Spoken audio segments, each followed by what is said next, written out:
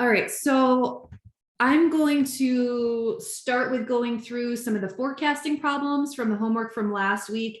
These should be pretty quick. So I'm going to use this Jamboard on my iPad to try to kind of write some of these questions out. Some of these may not have questions on, but if any point along the way as I'm going through something, feel free to just hop in and get some clarification. And I'll try to put some context around it in terms of what's most important for you to focus on for the midterm here. All right, so one of the first questions from the homework last week was with respect to the Oswego bookstore and looking at textbook sales. And so in this case, we have some historical data. We have total number of book sales by year, and we're trying to figure out what to forecast for the number of books we'll need for next year.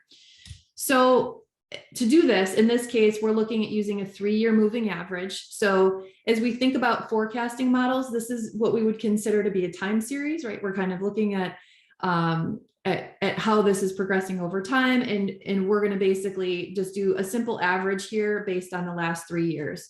So in this case, what we would do to forecast year 6 is really just take these last 3 years of, let's see, let me draw. So here, year 3, year 4, year 5, and then we really want to look at year 6. So in order to do this, right, we're just going to have our first year, which is 98 textbooks, and we're going to add plus 86, plus 45. And then that is going to equal, I've got this right in front of me, 229. Might have to do a little math, but I tried to do as much of this ahead of time so that I didn't have to whip out my phone for calculations.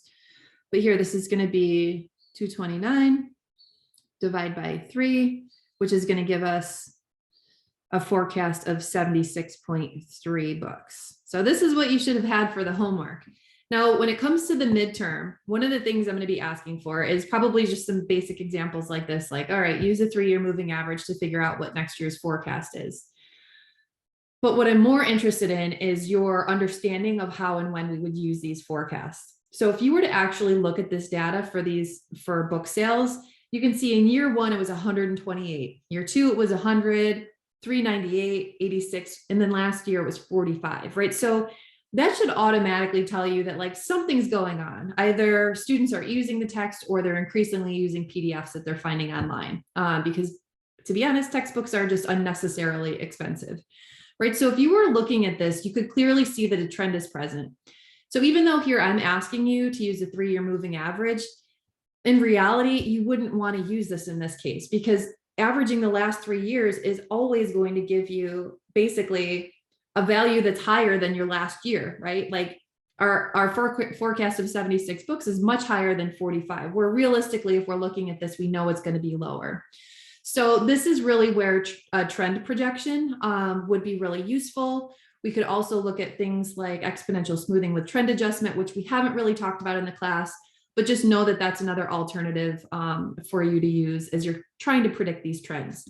Okay, so feel free to jump in. If there are any questions here, let me know. If not, I will move on to the next question. All right. So with that, let's go to the next one. All right, so the next one was regarding Uber executives. And here we're really looking at seasonality. So we're saying based on trends in international travel, visits to Orlando are anticipated to break another record.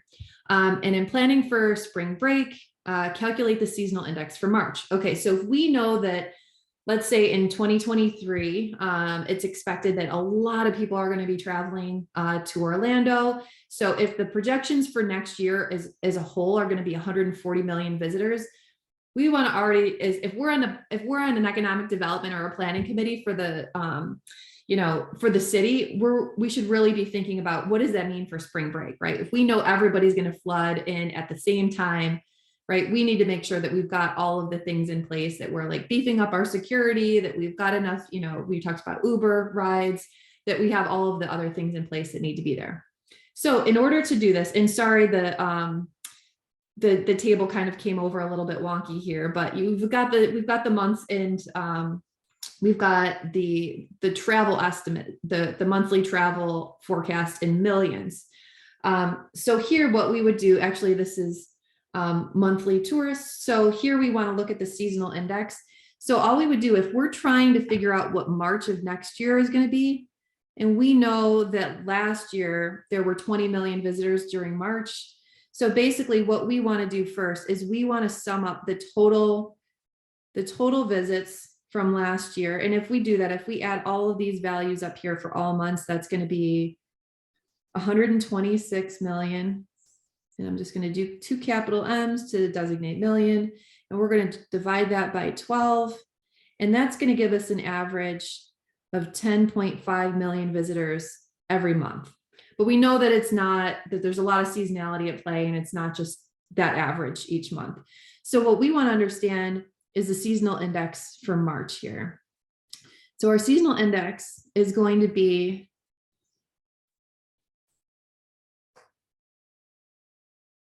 we're going to take that 20 that we saw last year. So this is 20 million divided by our average of 10.5. And that's going to give us that index value that tells us basically if it's above 1, it means it's a really busy month. If it's below it, it means it's one of our lower months. And in this case, it's going to turn out that our seasonal index is 1.9. So we know that March isn't exceptionally busy in Orlando. So if we wanted to use this to help us project what tourists, with the number of visitors that we're going to see, assuming that we're going to have 140 million visitors in total. So if we have 140 million visitors in total, we're going to divide that by 12 to get the average number of visitors each month, which will be 11,666,666. And then we're just going to multiply that value times 1.9. And when we do that, that should give us 22 million visitors.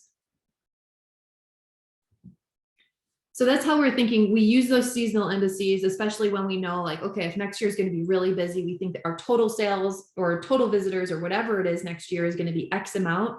We can use those seasonal indices to help us plan, right? If we're an operations manager, if we're a CEO or a COO, we're going to use these seasonal indices to say, okay, we need more inventory, we need more staff, we need whatever it is, because we know this is a super busy month. So before we move on, any questions with this one? Okay, I'll keep going.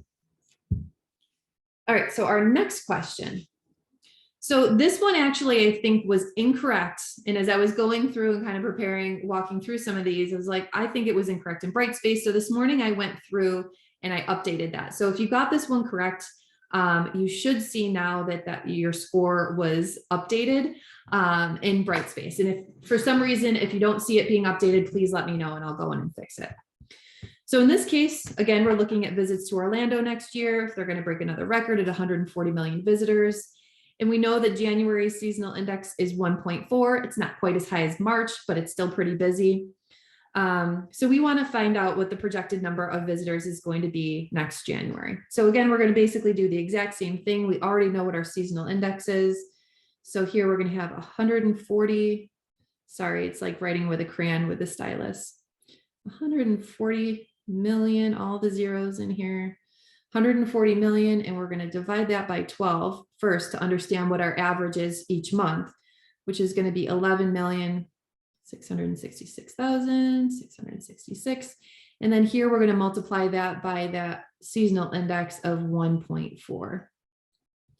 And that should give us 16,333,333. Again, that is what we're expecting in terms of the total projected visitors in the month of January, given a seasonal index of 1.4. Any questions on this one? Okay, we'll keep rolling. All right, so this one, so the next question required you here. Now we're not looking at a time series analysis anymore. So we're essentially not saying, well, we're just going to look at historical data and kind of make a projection about what we're going to see in the future. Instead, we're going to look at how closely the number of tourists and the number of Uber rides are related and see if we can't use these things to help predict basically either how many tourists we're gonna see or Uber ridership. In this case, we want to make sure that that we know that we've got enough rides for everybody if we're assuming that all of a sudden we're going to have all these visitors. So when we do this chart, basically what we're doing again is, I think the best way to do this is an XY scatter plot in Excel. If you're struggling, I'm not going to ask you to do this on the midterm or the final, but these are the types of things that you should feel comfortable doing at this point. If you're not, let me know, and I'm happy to point you in the direction of some resources that can help support in calculating some of these things. But our R-squared value is a measure of that correlation between those two variables. And in this case, it's telling us here that our R-squared value is 0.8299. And I think in the quiz, it said, to the nearest two decimal places. So that should have been 0.83. And again, that really means the closer your R value is getting to 1, an R value of 1 means there's a perfect correlation. Those variables are they're going to increase and decrease at the exact same amount together. And this is telling us that Uber ridership and number of tourists are very, very strongly linked. And so this could be helpful too, if, like in the last example, we're looking at March and we're saying, okay, actually, let me just back up. Let's go back to the one where, let's just look at January. If we know that we're projecting 140 million visitors, and we know that January has a seasonal index of 1.4, we're expecting, 16 million visitors in January. If our R value is super correlated to Uber ridership, that is when that partnership between, the economic development team and Uber is going to make a lot of sense, because the city wants to make sure that there's rides for everybody. And of course, Uber wants to be able to capitalize on that opportunity. So they're going to want to make sure they have as many drivers as possible to accommodate all those rides. All right. Any questions on this one before I move forward? Okay. Actually, on that one, I thought I put that in like I think I took the quiz like 5 times because I kept getting this one wrong and I didn't know how. Okay. So, so I'll go back and look at this. I mean, I don't remember which ones were on the final one that I was like, fine, I'm taking an 80 because I'm just really frustrated. And I've got to apologize, guys, too. Like for me, Brightspace is really intuitive, but one of the things that's been a challenge is that in Blackboard, I could put in a range of scores, like, okay, if it's between this and this, it's fine. Brightspace is exact. If you don't have exactly the right formatting of your answer, it will assume it's incorrect. So I think one of the problems here might be whether or not you put a 0 before the value here. So if you just put in, I think actually if you put in 0.83, it may have been incorrect, because I think I had it as 0.83 in what I had submitted. So let me go back. Thank you for letting me know. I'll go back and look at that. And if it's good to know, if that ever happens and you're like, I'm pretty confident that I understand this, and I like, just send me an email, because I would guarantee if you're having the problem, probably everybody else is. I sat there and I was like, I'm pretty sure I can read this. And I went to YouTube and I went to our book and I'm like, I don't understand how it would be any other way. Yeah. So I was super confused. And all right, I'll look at that as soon as I get off and make sure to correct that, because I would assume again that if you got it incorrect and you had the right answer, that everybody else got it incorrect as well. Okay. Thank you, Crystal. I appreciate that. All right, let's keep rolling. Any other questions on this one? Okay. All right, so here we're looking at another form of what we call a weighted moving average. Again, this is an opportunity if maybe you see more recent months, you think are more reflective of what you're going to see in your next forecast. You might want to give more weight to those months as opposed to previous ones. It's just another approach to the moving average. It's still a pretty basic forecasting approach, but sometimes for small to medium-sized businesses, doing something like this, one is easy and something you can wrap your head around, and really it might suit your needs. There's a lot of additional forecasting opportunities through AWS. They've really kind of capitalized on the forecasting market and have tools for all businesses, not just ones that sell products through Amazon. But they have some forecasting models where you can kind of put in all of your historical data, and it will use a combination of predictive analytics and exponential smoothing, and basically monitor that forecast error over time to give you a pretty accurate forecast. But it's important to know that these exist and that sometimes they're still used. So let's just go through this example here. So if we were going to say, okay, what is the forecast for July? And we're going to use a moving average looking at the last 3 months.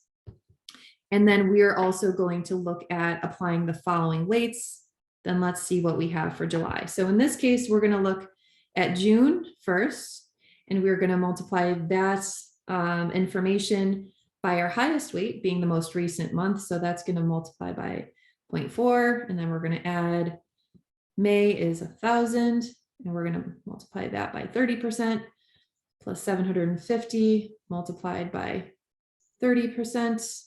And this is going to give us, let me see, I have it right in front of me here somewhere.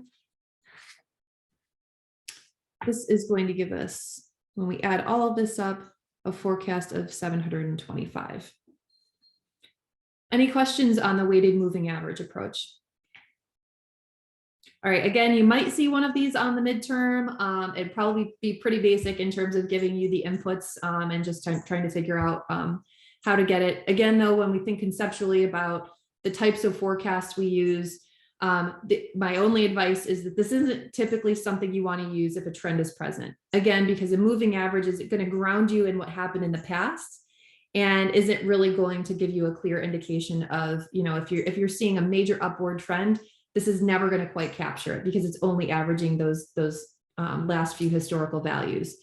But in this case, in this example, we can kind of look at the data and say, okay, well, it's kind of all over the board. We don't see a clear trend. So this is a scenario in which a moving average might make sense. All right, any questions on this one? Okay.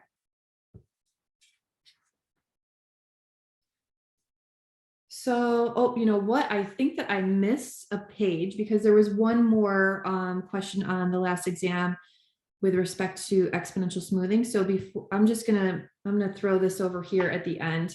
So there was one more question on the quiz about exponential smoothing. And I also want to make sure that you feel comfortable in doing this because you will see this on the midterm. So if we have some information about basically last month, if we've got last month's forecast, actual demand, and then we have some idea of our alpha value, the alpha value is a smoothing constant. And we can, if the higher we make it, the more weight will be placed on more recent months or time periods.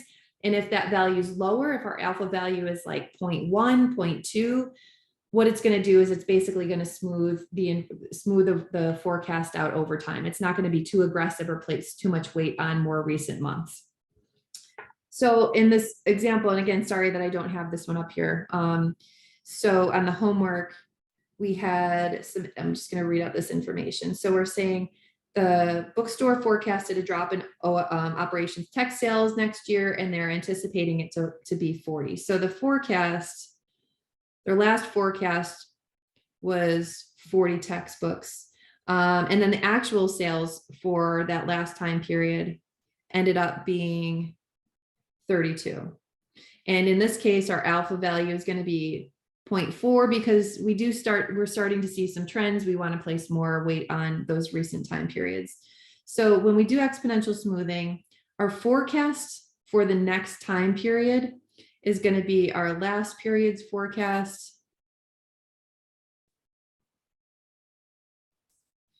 plus alpha, all multiplied by last period's actual minus last period's forecast. Sorry again for the terrible writing here. So in this case, given this information we have above, our new forecast is going to be that last period's forecast, which was 40 texts. And then we're going to add our alpha value here of 0.4, and we're going to multiply all of that by the actual, which was 32, minus our forecast from last period. And so the exponential smoothing model is great because it doesn't require a ton of historical data. So if you've only got 1 or 2 months of data to work from, this is a good model. Again, this is primarily what drives AWS's forecasting models, just on steroids. Like they look at a lot of data, they really try to refine what that alpha value is based on your historical data, and use, again, some predictive analytics and some other information to help refine that forecast. But here, if we were to work through this, again, we'd have then 40 plus 0.4, all multiplied by -8. And that is going to give us a value here of 36.8. Now, again, while exponential smoothing can help you, especially if you've got a higher alpha value, it can help you focus in on kind of picking up maybe some of those, some of the changes that are happening, right? Again, if you want to develop your forecast more on what you saw just in the last period, you're going to want a higher alpha value. But that being said, exponential smoothing is still not something that we're going to recommend if there is a significant trend present. Now, here is the reasoning. If our alpha value was 1, so basically saying it's the naive forecast, exactly what happened in the last month is what we predict is going to happen in the future. Again, it's never going to be able to pick up on those trends. So if we're seeing a downward trend in textbook sales and we know that the forecast last month was 40, the actual was 32, it's never going to be able to get lower than that 32 or what actually happened, even if our alpha value was 1. It would basically tell us that our forecast for next month is going to be 32, which, again, if we're seeing a trend, is probably going to be lower than that. All right, so let's get to, in the last half an hour here, let's jump over to the project management questions, because that is front and center for you this week and also can be a little bit tricky, especially this first one. So I'm not going to go through both questions in entirety, but I'll go through most of them to make sure that you feel sort of comfortable with how to set this up. All right, so in this case, we're going to use, when we're talking about project management, a lot of this can be done in tools like Microsoft Project, and there are some other project management software tools that are helpful, but I want you to be able to understand what is a critical path, how do we actually calculate it, and then how do we use that information to determine the probability that we're going to complete the project on time. So first things first, we always have to draw the network, and this is where things can be a little bit tricky. But I'm gonna go to a different blank page so that we can have some more room here. And I'd also advise that when you're doing this and you're kind of using some scratch paper to work these out, use a pencil, because it can be challenging and you have to make sure you work from left to right. So make sure to give yourself enough space. And even as an instructor doing this, I always am like, oh, okay, that doesn't really make sense, so yes, use a pencil when possible. So let's go over, we're going to give a blank page. So try to follow along with the example that we have. So in this case, let me just pull it up for myself so I can see the question. So in this case, again, we're looking at Megan landing a project management job to build a new hotel attached to Destiny USA in Syracuse, which is a real, this is somewhat based in reality, in that they were working on building this hotel and had a former student that was a part of this project. So here we've got basically some high level activities that are required, and I don't identify what those are, but that are required in order to start the process, get the funding, get all the right pieces in place to basically start the building process and then go through full execution of the build. So we have in the problem example a number of activities, and then in this case we have the optimistic, the most likely, and the pessimistic times. When we have those 3 timestamps, we're using the Pert methodology. And that basically means that we want to have some variability in how we're thinking about this. So if we were to build this out, the way it works is, so we've got first and foremost, activity A is our only activity in this case that does not have an immediate predecessor. So that tells us, okay, that's for step 1. So when we build this, in this case for our new hotel at Destiny, we're going to have A is going to kick us off.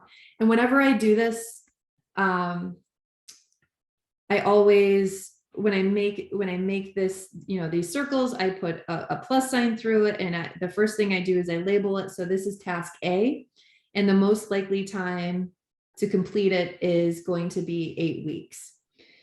And then from there, we have activities B, C, and D are all coming off of A. So that means A has to finish before any one of those activities can start.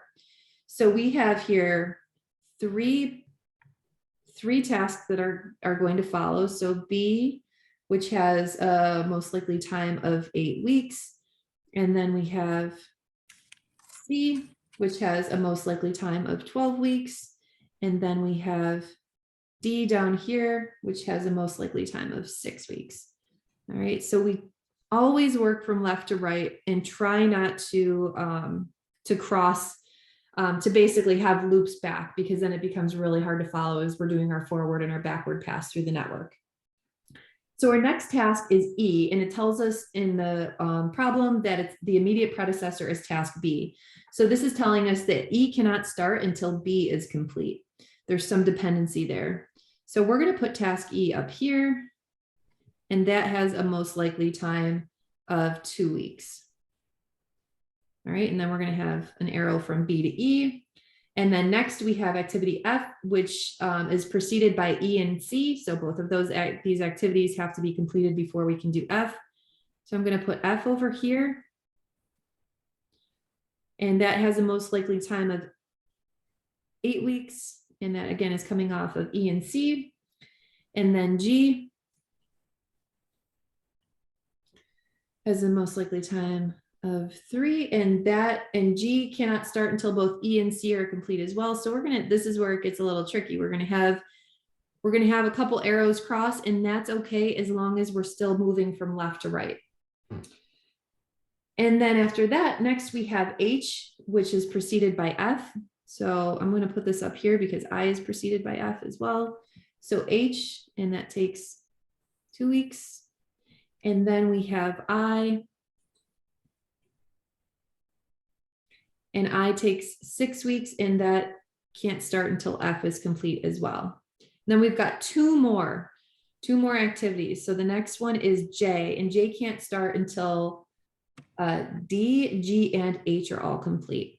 So I'm going to put this over here. And J has a most likely time of 6 weeks. And that's going to, again, come off of H. Is that right? H, G, and D. And then last but not least, K. And K has a most likely time of 2 weeks. And K cannot start until both I and J are complete. So we're going to have arrows coming off of I and J.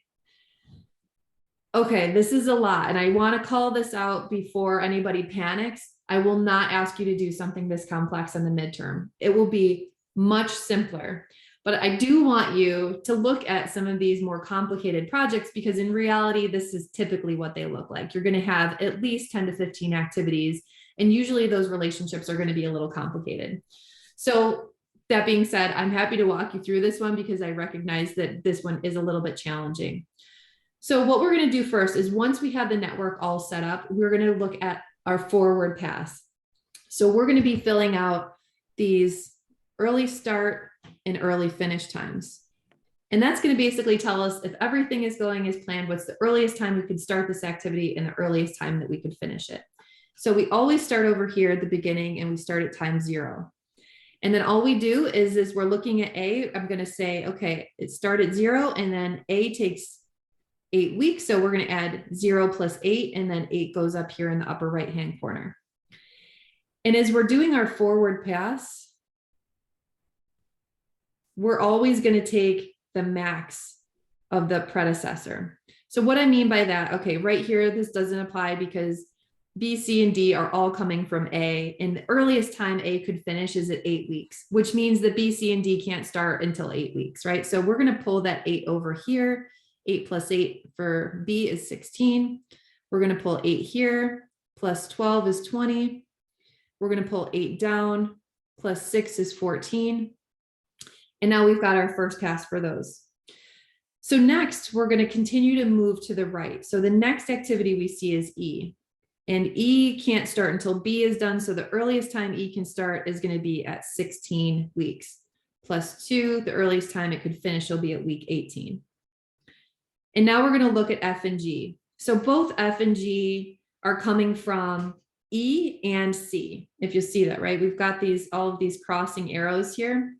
So we are, again, in the forward pass, we're going to take the max. So if there's two predecessors, so if F can't start until both E and C are complete, we know we can't start until 20 weeks because we have to wait until both of them are done. So the earliest time F could start would be at week 20, plus 8 is going to be 28.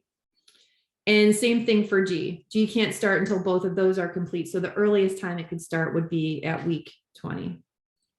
Plus 3 would be 23. All right, so now we can continue moving and look at H and I. Both of those are coming off of F, so they can both start at 28 weeks. Plus 2 is going to be 30 here.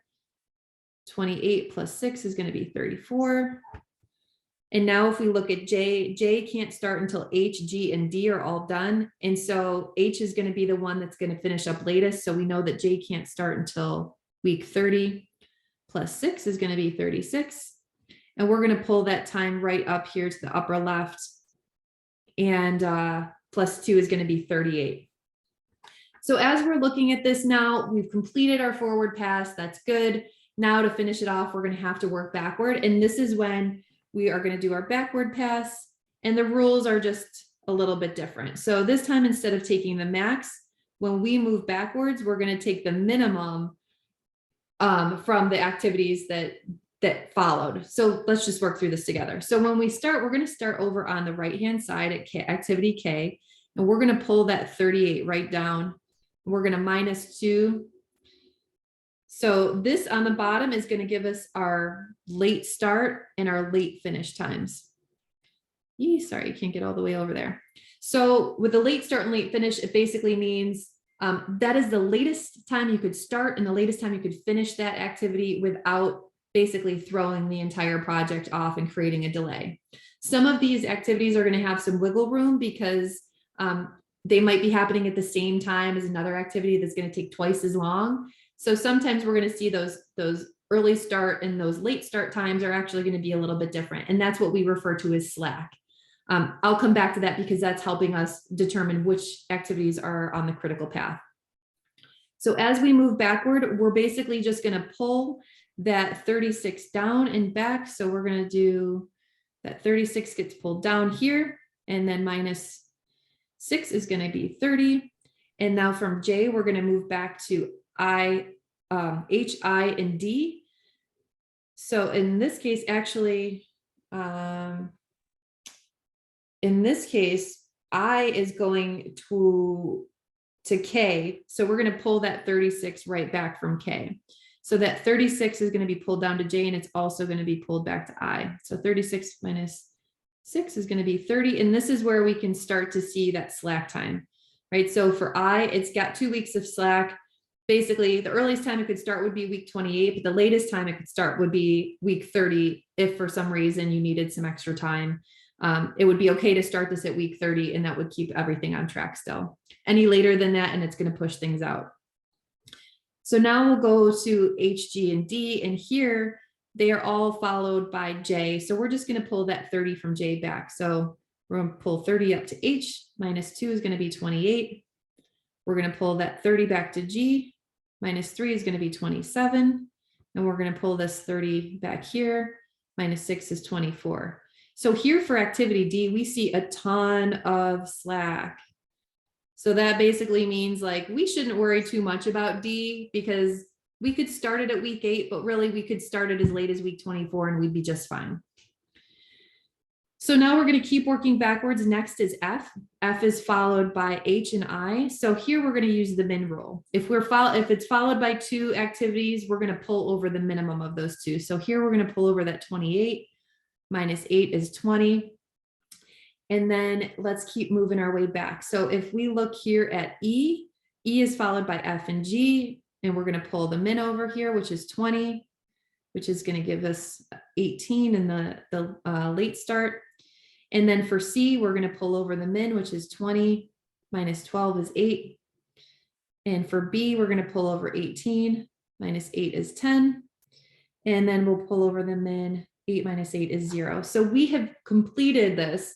And so now we can see what activities are on the critical path. So when we're looking at this, any activity that does not have, so when we see this slack like we see down here at D, that means it's not on the critical path. The critical path is those activities that you've got to get right and you've got to complete immediately, otherwise it's going to delay them. So there's no slack time with the critical path activities. So if we look at this, we can see that A is on the critical path, C is on the critical path, F, let's see, H, J, and then K.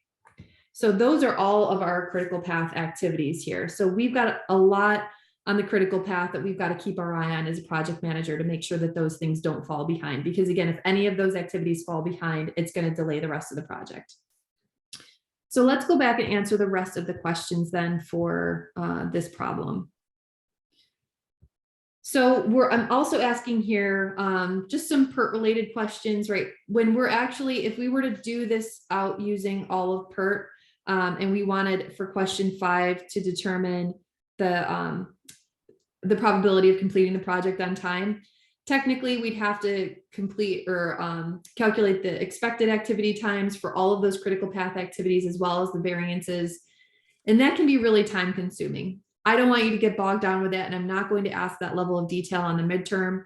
I will be looking for you to be able to draw a simple activity on Node Network and then work through maybe some of these questions and also feel comfortable in identifying or understanding the probability of completing a project on time. And I will give you the information for that, including the variance and the due date and the expected completion time.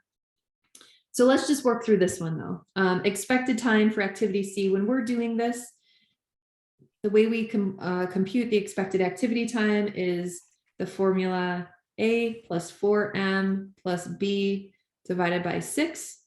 And all this is doing is it's taking those 3 optimistic, most likely, and pessimistic times. It's giving a lot of weight to the most likely time and then dividing so that we can kind of get a sense of like what on average is happening for that activity.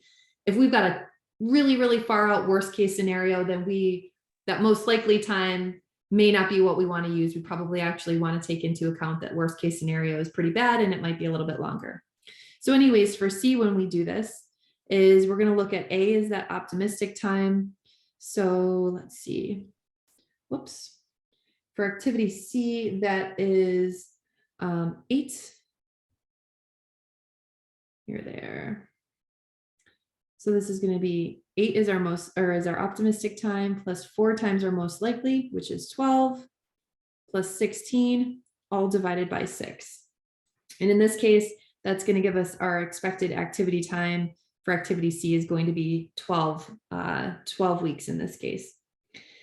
And then for the variance, so when we're calculating the variance for an activity, we're going to use the following formula. It's going to be B, our pessimistic time, minus A, our optimistic, all divided by 6 and squared.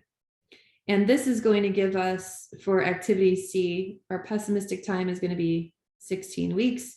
Our optimistic is 8. We're going to divide that by 6 and take this and square it. And that's going to come out to 1.78. All right, so the next one is what are all of the activities on the critical path? We just went through that when we solved for our, when we did our AON network. And again, those critical path activities are any activities that do not have slack. Again, we want to keep our eye on those because if they're delayed, it's going to delay the entire project. So we can also, the next question here, question 4 is saying, what's the total project duration using just the most likely times in the critical path method? Well, we did that when we sketched out our network. So when we look at the network, the most likely time is over here on the right-hand side of K. So that 38 weeks, right? That is, again, just not using PERT or any of the, expected times or variances for each activity. If we're just looking at the most likely times, which is what we do here when we use the critical path method or do this form of the activity on Node Network, because we're using those most likely times under each of our activities. So in this case, the expected time of completion using just the CPM method is 38 weeks. So then let's do this final question. So using the Pert methodology, we find the expected time to complete the project is 39 weeks. If the variance of the critical path is 10 weeks, what's the probability of completing the project before week 36? To do this, we need to calculate a z-score. And that z-score is going to be our due date minus the expected date of completion. Again, apologies for the writing here with the stylus. And that's all going to be divided by our standard deviation. So the first thing we have to do is we have to convert that variance into standard deviation. So if we know that our variance for the project is going to be 10, we're just going to take the square root of that. And that is going to give us, let's see, 3.16. So our standard deviation here is 3.16. So when we solve this problem down here, our due date is going to be 36 weeks. And based on the Pert methodology, it's saying that the expected time to complete the project is actually 39 weeks when we take into account the variability. We divide that by our standard deviation of 3.16, and that is going to give us a value of negative 0.95. And this is where we use our Z table. So I'm actually going to stop sharing here just for a second so I can pull up the Z table. If I can do this. All right, so I'm going to share a, hold on, let me just bring it up really quickly so we can look at this together. I'll have it up.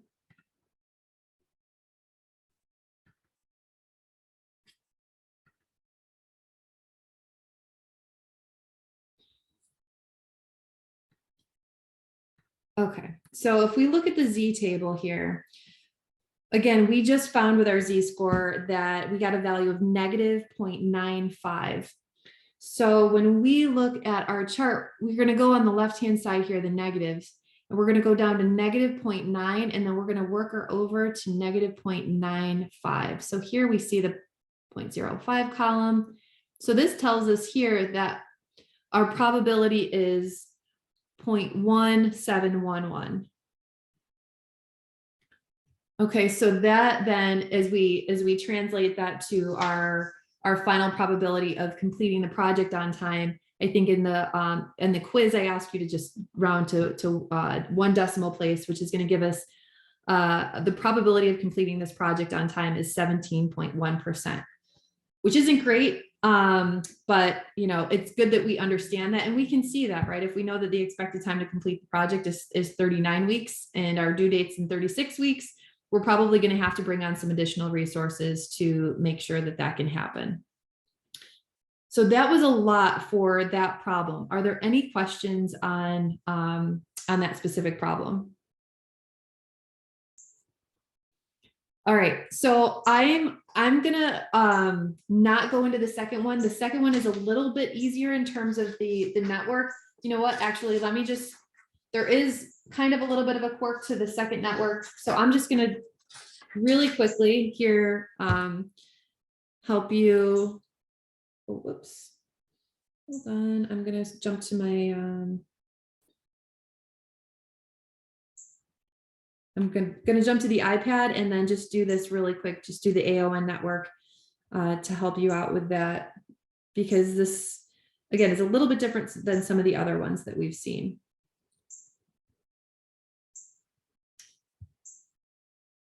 So let's see. Oh, I'm gonna go back to the Jamboard. Okay.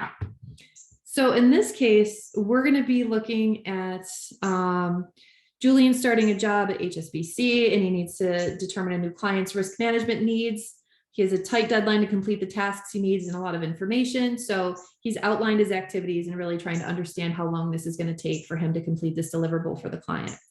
So in this case, there are 3 activities that basically don't have any predecessors.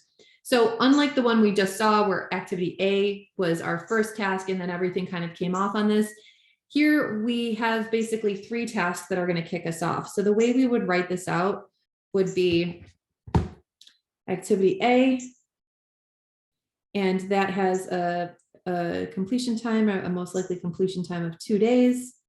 We have activity B, which is 5 days. And then we have C, which is 1 day.